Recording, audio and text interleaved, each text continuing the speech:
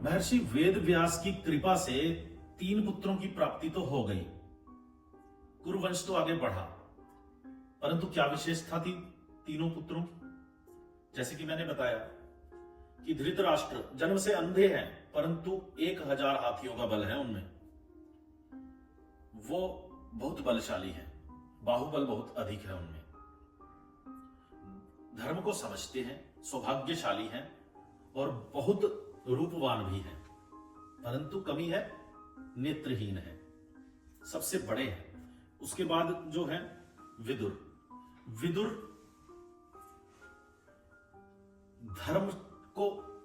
धर्म के तत्व को समझते हैं, वो आत्मज्ञान को समझते हैं, आत्मज्ञान को प्राप्त कर चुके हैं, नीति कुशल है, उनकी नीति पूरे संसार में विख्यात है। जैसे चाणक्य जी की नीति थी, उसी प्रकार विदुर की नीति है।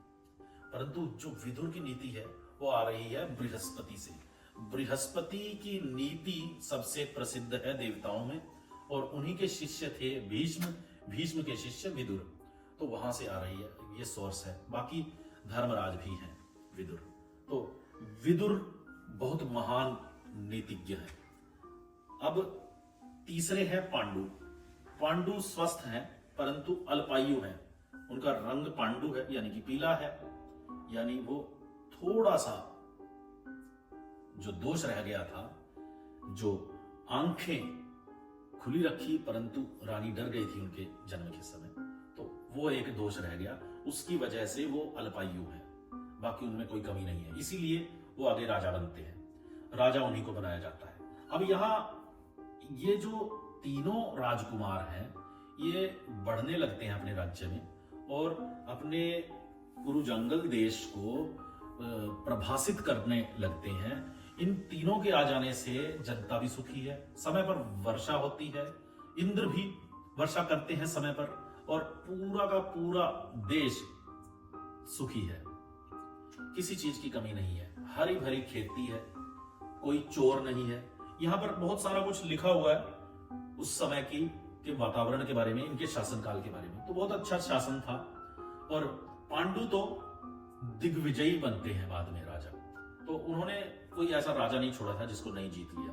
तो जब पूरी तरह से भीष्म जी आश्वस्त हो गए कि अब ये बच्चे बड़े हो गए हैं, अब इनके विवाह की तैयारी करनी चाहिए, तो एक दिन विदुर जी को बुलाकर, क्योंकि धर्मज्ञ हैं, उनको बुलाकर पूछते हैं कि हमारे जो राजकुमार हैं ये श्रेष्ठ हैं और इनके लिए योग्य कन्या की हम तलाश कर रहे हैं, हमें शुरू कर देना चाहिए ऐसी कन्या की तलाश जो कि हमारे कुल के लिए योग्य हो। इस समय काशी की जो राजकुमारियां हैं वो योग्य हैं। और एक और रानी के बारे में मैंने सुना है, पृथा है। पृथा कुंती भोज की पुत्री है। इस समय कुंती भोज ने उनको गोद लिया हुआ है, तो वो हमारे सर्वथा अनुकूल है। इधर गांधार देश में एक राजकुमारी है गांधारी, वो शिव भक्तिनी है, वो भी हमारे धृतराष्ट्र के लिए योग्य वर है।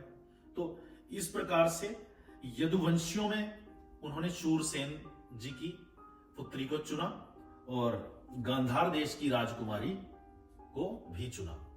तो ये बात हो रही है इनके विवाह की। अब यहां से संबंध आगे बढ़ेंगे यदुवंशियों के साथ कुरु देश के यानी कि कौरवों के, और फिर आगे कथा अपना रूप लेगी। परंतु तब तक ये तीनों राजकुमार सक्षम हो चुके थे। इतना ही आज की कथा में। फिर से अगले अंक में वार्ता करेंगे, महाभारत के अनछुए पहलुओं को छुएंगे और कथा को जारी रखेंगे। जय श्री कृष्ण।